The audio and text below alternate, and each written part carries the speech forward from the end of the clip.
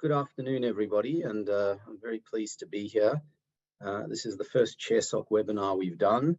I'm also very pleased to be joined today with Randy Hiscock, who's our MD in Uruguay, and I've asked Randy to present some of the exciting technical findings from the work we've been doing in Uruguay. I think many people have heard my voice, and it would be nice for them to hear another voice of the company. The purpose of today is to introduce the company to those who are not shareholders, to update those who are shareholders and prospective shareholders on where the company is and where we're heading, and in particular to focus on a very exciting project in Uruguay and to answer your questions. Just by way of a brief introduction, the company is an AIM-listed company. We're what's called a junior E&P company, Caribbean and American focused, and we have assets in Uruguay, Trinidad, the Bahamas, and Suriname. The Bahamas and Suriname are what we might call legacy assets. They're not really a focus of the business, other than that through the course of the next year, we'd like to seek some value from them, and I'm happy to take questions on them later if that's of interest. But really, the business as it stands today is composed of two core components. The first one, and the one that I really want to focus on today, is Uruguay. We have a very exciting offshore exploration prospect that has entered a very interesting phase, and we believe over the next 6 months offers a real opportunity to see significant value creation, both in the asset and for our company. And we have a production business in Trinidad, which I'll touch on briefly at the end, that is, small, neat, tidy production business, and which I know may be of interest to some shareholders to know how that's going. If I start with Uruguay, and the reason we're doing these sorts of events is really, we don't feel that enough people know about what we have in Uruguay and why it's so good. So as you can see on that map on the left, what we have is we have an offshore exploration block known as Area Off 1. We picked this block up in May of 2020. It's a very large block, 14,557 square kilometers. We have 100% working interest. And over the last 6 months, for reasons I'll explain later, we've really accelerated the technical work program on that block.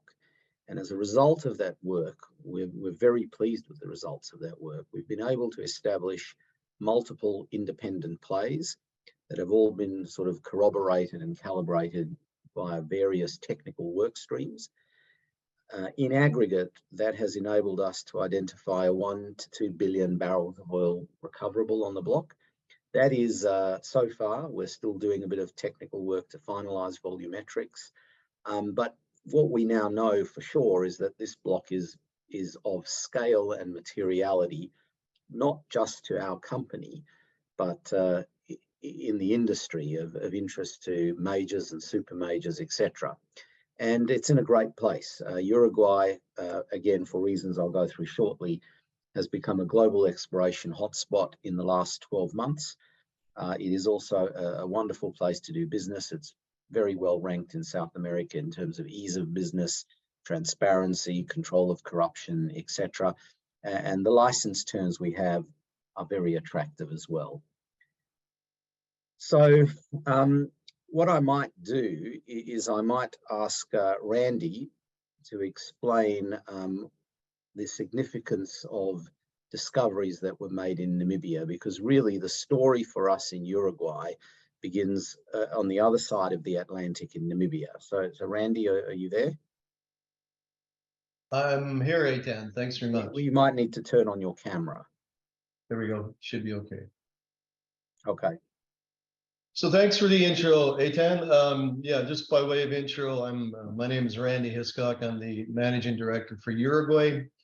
So basically, what's all the fuss about, and why is everybody so excited about the South Atlantic margin in terms of exploration these days?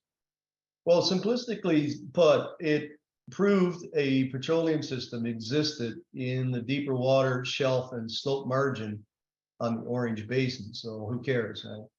That orange basin is the conjugate, as we say, of the one we are positioned in Uruguay in northern Argentina. And more granularly, the size of it you see in that one slide there shows that the Aptian source rock extends over into Uruguay. It can be mapped not only in deep water, but also on the margin and certainly up on the upper slope where our block is positioned. Geologically, during the Aptian or lower early Cretaceous time, you can see those three dots there. You see the relative positions of Venus and Graph, and the orange and red dots, and area OFF1, our block in Uruguay, were proximal to each other, and really only divided by a relatively narrow seaway. It was in the seaway that we had source material deposited that formed the same continuity across both margins. So in essence, the nut that was cracked, if you like, or de-risked, was the petroleum system and presence of this new source rock migration charge system. Next, please.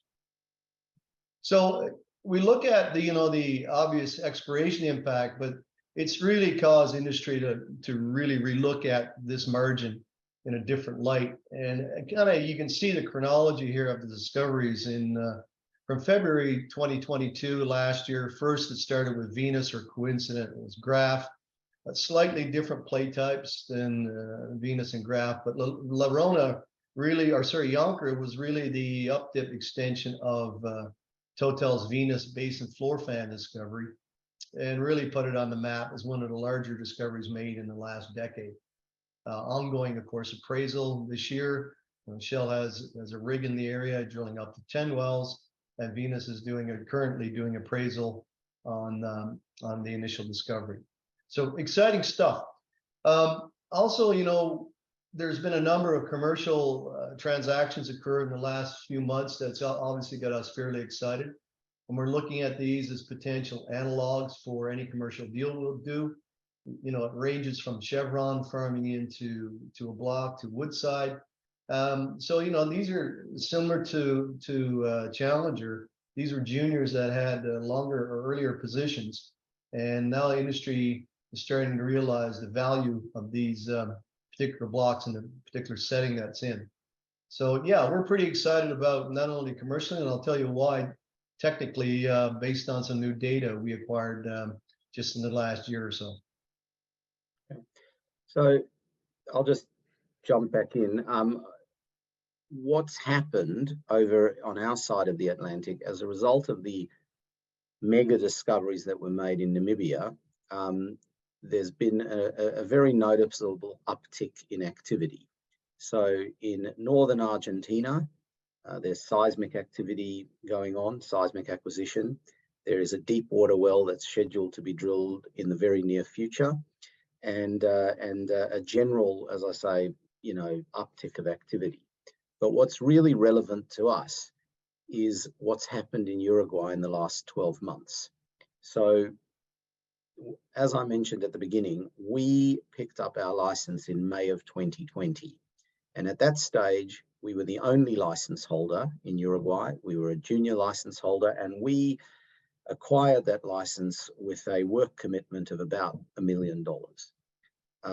As Randy mentioned, the discoveries that were made in Namibia happened in early 2022. And immediately after that, we saw the first new entrance into Uruguay. And in May of 2022, Shell and APA, formerly Apache, picked up some licenses. And then there was another licensing round in November of 2022, and Shell and Apache and YPF, the Argentinian National Oil Company, picked up more licenses. Coincidentally, a number of other companies, very large companies, registered as participants in the bid round, but were unsuccessful. So and the work commitments proposed by these new entrants dwarfed that which we proposed in 2020 in aggregate, whereas we've said we'll spend about $1 million. They've all bid work that is valued at around $230 million. So really what happened in less than 12 months is we went from being the only license holder in the region to being in a region where all but one license has been taken out, and we are the only junior. We are the only way that somebody can access this whole emerging play, other than through these majors. So that was very, very exciting news. When it's validation for us. We were the first in, but now, we feel that our decision to do that has been validated by the fact that, global companies like Shell and APA, YPF, etc., have all piled into Uruguay over the last 12 months. And it was in that context that in about October of last year, we decided that we would accelerate the work program that we were going to do. So the technical work that we'd agreed to do as part of the license, we said, right, we're going to do that. We're going to do it much faster than we intended. And we're going to do additional work really to flesh out the technical story and get a much better idea of what it is that we have. And I'll hand back to Randy, because he was the one who drove all of this work, which is largely now complete. And I think safe to say the results have been very pleasing. Randy? Okay, Ethan, yeah, thanks. So we embarked upon an accelerated work program, as we said. Our initial bid was 2,000 kilometers of licensing and reprocessing. We've effectively done that, completed it already in year one, or first half of year one, first expiration period. It has exceeded expectations. There is no question.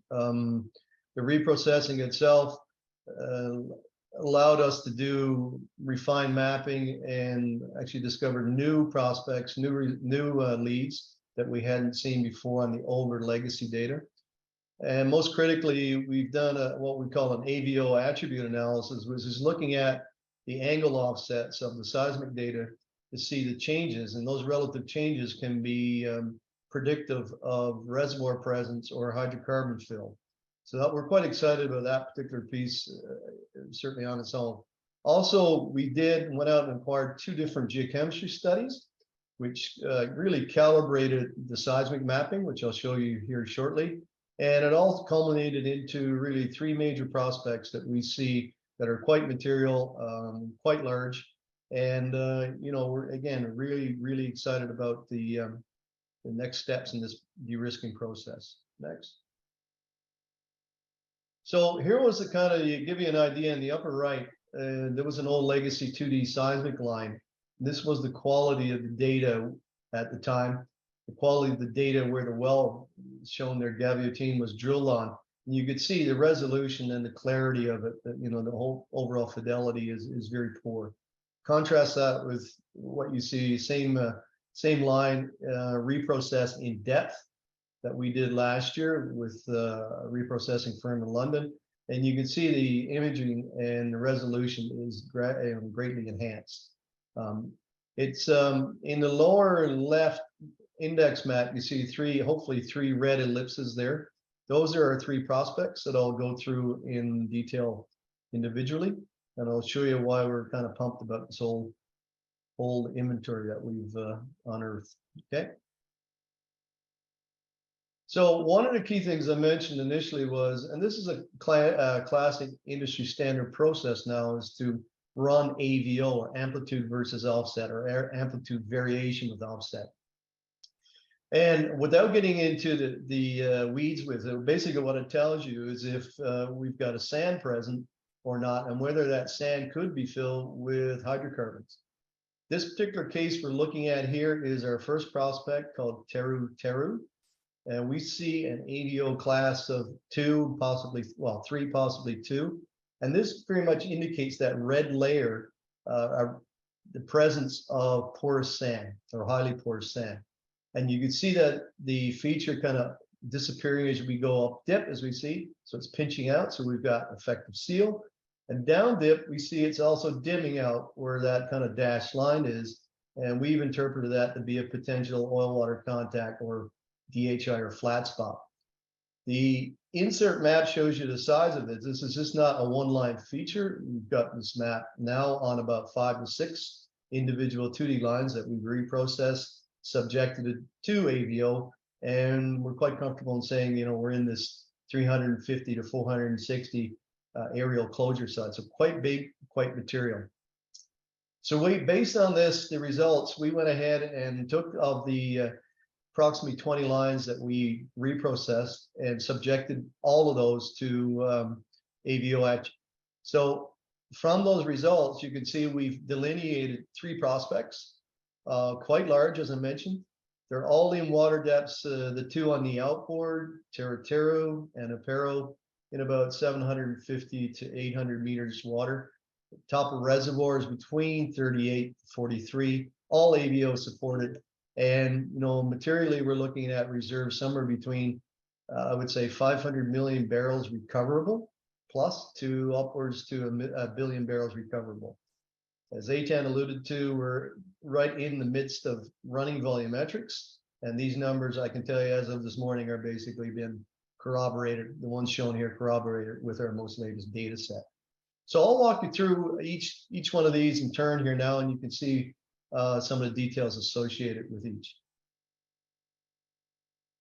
One of the things what we've done also, of course, I mentioned was the geochemicals. So not only do we have seismic support for these, AVO support, and you can see those kind of squiggly lines, if you like, that's a satellite seep and slick study we purchased. Those are the seeps that have been validated at surface, and not coincidentally, they seem to be clustered around where we have our lead outlines, our prospect outlines. And that's also a very good sign. The circular dots, the geochemical anomalies, also are another piece of evidence that support the active petroleum system that we see. These are seabed sampling, box core samples that were done. And again, you know, you look at the overall area and it's confined geospatially to those 2 ellipses or oblong-shaped features that outline our 2 leads. Okay. So in a little bit in summary, if you look at the 3 of them, you know, we consider to be, in terms of depositional environment, they're slope turbidites. They're not exactly the same as what certainly Venus is, but part of the same overall delivery system. We do have AVO support on the 2 outboard examples I showed. We're essentially the same age. We're in this lower to mid, in some cases, upper Cretaceous, Campanian, Cenomanian age stratigraphically. Again, you know, we're looking at very large aerial closure footprints for these 3 prospects. Water depth is not ultra water or ultra deep water drilling whatsoever. You're, you know, less than 1,000 meters. And the reservoir itself too is also relatively shallow. So that translates into, you know, a more, I guess, less expensive well than you normally would associate with water depths in excess of 2,000 meters and reservoir at 5,000 meters plus on some of these other deep water margins. We do have analogs earmarked or identified, especially you know, next door in the Campos Basin, and actually the one even in Alaska seems to be a very, very close analog to Anapero. And this particular example was a billion plus discovery made by Armstrong several years ago in Alaska North Slope. The Lentea lead is the legacy lead that we identified and initially took the block on as part of 2 or 3 others. It's a deeper lead, it's older rock, but it's also been confirmed and calibrated with the analog discoveries in South Africa and Namibia on the shelf, namely Kudu, AJ1, and Ilibese. Okay. All right. So with all of that technical work done, and as I mentioned, you know, we're wrapping up a few last bits and pieces which will be done in the next 4 to 6 weeks. It creates a really simple plan strategy for the company for the rest of this year. As I mentioned at the beginning, you know, Uruguay is an emerging industry hotspot. There's a lot of interest. There's a lot of work going on and planned there. We're the only junior. We've had lots of expressions of interest for potential partnerships. And so for the balance of this year, we've been very clear about saying what our plan is. We're going to finish our technical work, and then we're going to seek a partner for the block, a much larger company with much deeper pockets who can carry the company through a 3D seismic acquisition campaign as the next important technical step needed to take this block forward to eventual exploration, drilling, and then hopefully production. And really, from a shareholder point of view, that is the route to near-term value creation. If we are successful in our plan of bringing in a larger partner, then one would have to believe that our share price will see a benefit from that. Now, in terms of the farm out process, we're pretty much ready to go. We've had a lot of interest. We have a data room that's been compiled and is ready to be opened, and we're kicking off that process pretty much as we speak. And we're hoping that it will result in a completed farm out deal before the end of the year. And there is a reason why we want that to be before the end of the year. The final point to make is that there is the next step is 3D seismic acquisition. Given that neighboring blocks are now licensed, the logical thing would be a multi-client seismic acquisition program, and we would like to be able to participate in that. So some of the global seismic vendors are proposing a multi-client program to commence in 2024, and we'd like to be part of that. And we see that as the next major technical work stream and value add for the company. So in a nutshell, that's what's been happening for us in Uruguay. It's been a very busy 6 months, but we've seen enormous interest in the region, enormous interest in Uruguay, strong licensing activity by majors. We've therefore accelerated our work. We've seen excellent results from our technical work that have established a world-class prospect with multi-billion barrel oil potential. And so our objective now is to capitalize on that quickly, bring in a partner, and that will allow the block to be taken forward on an accelerated basis. Just to switch over to Trinidad for a moment, as I mentioned at the start, we have a small producing business in Trinidad. We have 4 producing fields. We have a full staff base. We produce about 325 barrels of oil a day. That is incredibly stable production that produces a level of cash flow and income for the company. And so that business is doing quite well. People who follow the company might remember we acquired this business in late 2020. At the time we acquired it, it was a bit more messy than it is today. So we've done a lot of work cleaning it up, getting costs under control, improving workover rates, stabilizing production, and that's very pleasingly starting to show some results. And as I say, production is very stable, and we're seeing reliable cash coming out of that business.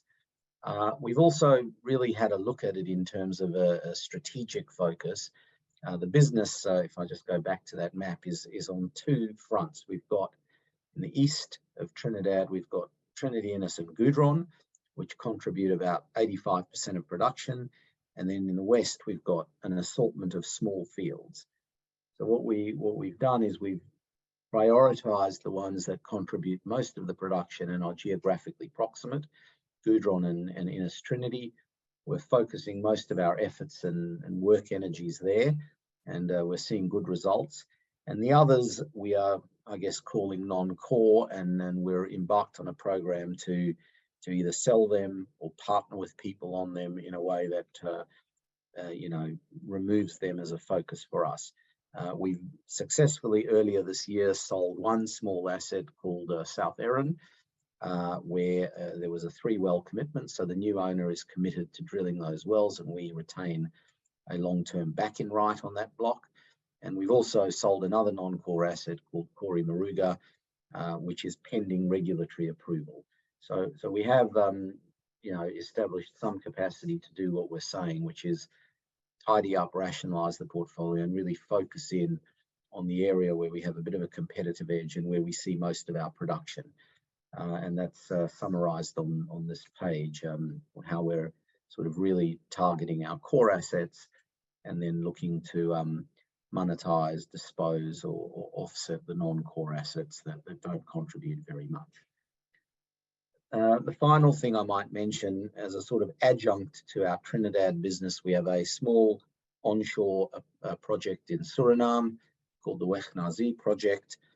So there we're finalizing some preparatory work, looking at some potential partnering options, and hopefully that will result in an initial test well in early 2024. So as that progresses, we'll update further. So I guess the audience of this webinar are either shareholders or interested investors, and people often like to know, what's coming up in the next 6 months. What should we be looking out for? So just to summarize the points made, the first one is obviously in the very near term, the finalization of our work program in Uruguay, and we'll communicate the final outcomes of that. The farm out process and how we're going, and as I said earlier, we're looking to have that concluded by the end of the year. And equally relevant will be work that goes on in other adjacent blocks, both in Uruguay and northern Argentina, and there'll be some of that work happening this year. In Trinidad, ongoing portfolio rationalization and asset sales. And as I mentioned, we are seeing an improving financial performance there, and we hope for that to continue through the rest of this year. And we're always looking at ways of growing our business, of new additions to the portfolio, of ways of rationalizing the portfolio, so that there may be a bit of that through the course of this year. But really, I'm going to leave you with why Challenger is an exciting company at the very moment. We've got a great asset in Uruguay. We think we're very undervalued. Not many people have realized, I think, just how great that asset is. We've done good, solid technical work that's established a large prospect inventory that's of interest to the industry. And we are at the very beginning of a farm out process that will roll out over the next 6 months. So we hope the next 6 months will be a time of value creation for us. It's obviously a busy time for us, and we look forward to sharing good news as we progress. So that is pretty much what we wanted to say, and I know we whipped through that a bit quickly, but I think people often like the questions, so we're both available to answer any questions people have. I might stop the sheet. Should I stop the screen sharing at this point? Yes, please, Eitan. Okay. Thank you. Right, thanks very much for that very interesting presentation, Eitan and Randy. I'll just remind people, if anyone would like to ask a question, please click the Q&A button at the bottom of your screen, and you can type your question in there. I'll just wait a minute or two to see whether any questions come in. We haven't got anything so far, but there's a few questions okay. I will ask in the absence of some others. Looks like you must have answered everyone's questions in the presentation. But, okay. Well, my first question was ahead of a potential 3D seismic campaign on the Uruguay block. From the 2D seismic and other work that you've done so far, do you have an idea of the likely location of the best drill prospects on that block? And if so, what sort of water depths are those prospects in, or is it too early to judge? I'll let Randy do that one. I'll take this one. Yes, Mark, we do actually. The whole purpose, well, a couple of objectives, obviously, with the 2D. One is ultimately to position the 3D. From the legacy database and what we've been able to reprocess and reanalyze, we're fairly comfortable in saying that we've captured the area of interest. It seems to be in the south or southwestern corner of our block area, OFF1, and that will drive us towards where we've actually already proceeded with outlining some polygons over those prospects, and they're essentially the same ones that we just discussed: Teru and Apero in that corner. And then, of course, we have slightly offset distance-wise from that is the Lentea. So with a 3D program we're looking at, we would try to capture and cover those three main areas of prospects. And what sort of water depths are those prospects in? Yeah, the water depth ranges all over the block. It starts inboard on the very inside, is about 25 meters, and maximum goes to about 1,000 meters at the block boundary on the outboard side. But the prospect water depth is in between 750 and 800 meters. Okay, so you'd need a semi-submersible to. You would need a semi. Yeah, true, but also you wouldn't need a number of strands of pipe that you would see to drill like you do in ultra deep water for 18. Yes, I mean it's not very deep, but no. It's beyond jack-up depth. That's for sure useful to know. But clearly, as you've said in the presentation, you will need a partner with deep pockets to finance the seismic, let alone actually drilling the prospect. Which it's a fairly capital intensive activity for sure, the 3D acquisition. Yeah, sure. Thank you. Okay. Then just on some of the financial implications, when do you expect to publish your financial results for 2022 so shareholders know where they are financially? Yeah, we're obliged to have our results by the end of June, so not long now, and we're right in the final throes of our audit process. Good. So not too long to wait for that. Hopefully will provide some reassurance. And then the final question that I had, before we come on to that, I see we have got one from a delegate, so I'll get to that first. That's more important than my questions. Right. Let's see the question. The first question, you want me to just answer both? Sorry, the first one, it's actually similar to what I was going to ask now. So I'll actually combine that with what I was going to ask, which was in the absence of a farm out or other asset sale, what sort of cash outflow do you expect for this year? Yeah, so people who follow the company will know, we went through a fairly comprehensive restructuring process in March of last year.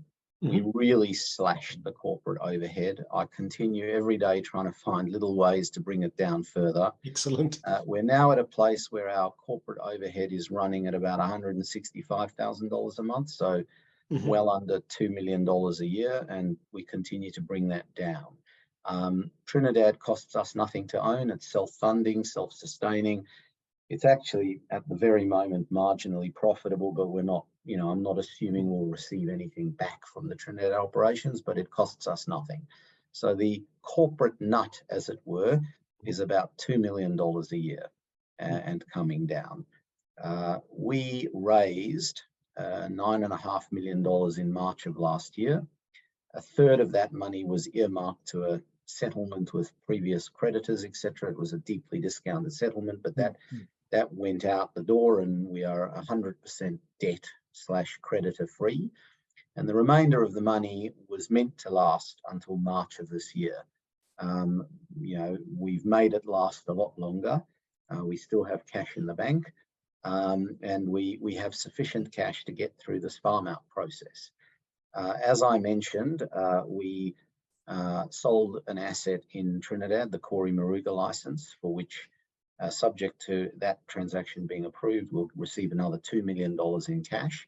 So if that happens, we're fine. We have no, we have no immediate cash problems or needs at the moment. And with that asset sale coming through, we definitely have none, and we can get through this farm out process as we are.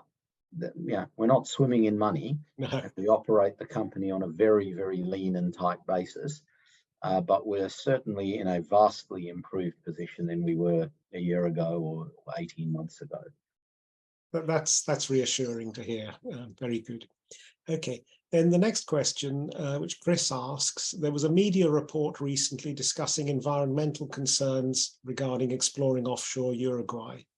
Do you foresee environmental activism being a significant problem in Uruguay as it was in the Bahamas? Well, I'll give my 2 cents worth, and I'll invite Randy to say what he wants to say there.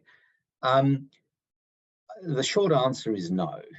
There has been environmental activism in Argentina, which held up seismic acquisition there for quite some time, but that's been resolved. I believe the court there ruled in favour of, you know, the seismic program, etc. Uruguay has been a delight to do business in. You deal with a very transparent, efficient ministry, a very transparent, efficient, you know, regulator. They are very, very, very supportive of offshore exploration. The licensing process has been a breeze. Dealing with them is a breeze. And, you know, we've asked the question directly, and we are reassured continually that, you know, this is not an issue in Uruguay. So, you know, we're very comfortable that we'll be able to get on with what we want to do there without any delays or, you know. Now, that said, environmental activism is a fact of life, and you know, you'd be naive to assume you'll get no commentary, nothing at all. But we are pretty confident that the government and the regulatory authorities in Uruguay are so firmly in support of the industry. And remember, it's not just us. I mean, there's a bunch of other big companies there, and a lot of money, you know, on the table now. So so we're confident of the support and the ability to move these things, you know, to address these things should they arise. Randy? Yeah, let me just reiterate that. I mean, I've spent the last 30 plus years working Latin America and the Caribbean, and I can tell you this is the top decile jurisdiction to be operating, both from below ground and above ground risk profile. Yes, we're in a world, I guess, where certainly environmental activism is something, you know, we have to be aware of. And I do not anticipate any delays, and I say that confidently from the correspondence and conversations I've had with the regulator, ministry folks. I just not see any kind of related activities that will cause us concern for delay in seismic acquisition, or even for that matter, drilling at this stage, which is a few years out there, admittedly. There was some nearby activity in Mar del Plata in northern Argentina, which subsequently was addressed by the courts, to the extent that Equinor will now be drilling, proceeding full steam ahead with Argerich, the well that we referenced, and also the associated 3D seismic acquisitions right up to the maritime border with Equinor and YPF are involved in, plus other players also have the green light to proceed. So when you look at it in total, like Eitan also mentioned too, we are now not the only game in Argentina or in Uruguay, sorry. You know, there's some big players there, Shell, APA, and even YPF. And the government is backed up this 100%, totally supportive of the efforts that we and the industry are doing offshore in Uruguay. So in as much as, yes, we had to be cognizant of it, I do not see any reason why there's going to be any delay in either operational activity. Okay. Well, thanks very much for those answers, Eitan and Randy. That was very useful. We've just had another question. Yep. Do you expect to realise anything from the Bahamas assets? Are they on the block, as it were? Well, they're not on the block. You know, we have 4 licenses in the Bahamas, which we still believe have enormous prospect. We drilled 1 well in 1 location, and it did not produce the commercial outcome we had hoped for. But it's a very, very large structures. There are multiple structures, lots of technical data, and we believe that in the long term, there is still value in that. Now, immediately after drilling the well, we made an application for a renewal of our licenses into a 3rd exploration term. And that application has been sitting on the desk of the minister in the Bahamas, who has not yet responded to that application. We are entitled to that renewal, and at some point in time, absent anything else, we will press very hard for that renewal, and then we have an asset that we can try and sell, find a partner for, etc.